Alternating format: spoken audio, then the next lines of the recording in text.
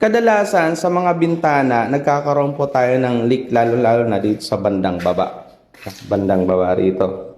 Tulad na ito, bandang baba. So madalas ang leak dyan, lalo na sa panahon ngayon na maulan. So ang ampias ng tubig ulan, babagsak at dito nagli-leak. No, kadalasan sa mga opening. Ngayon, maiiwasan nyo po yung mga leak na mga ganyan kung meron kayong tinatawag nila na basyada. So, isa yun na nakakatulong para naman iwas leak. Kasi, yung sealant natin, total meron tayong sealant, so makakabawas-bawas dun sa ating leak.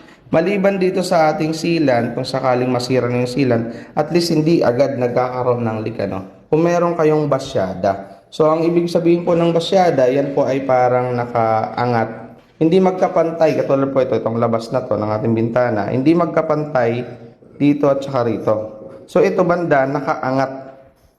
Pwede nyo iangat kahit nasa mga 3 cm, pwedeng 5 cm. Ano? So, basta ang importante dito, nakaangat. So, ito, nakaangat dito. No?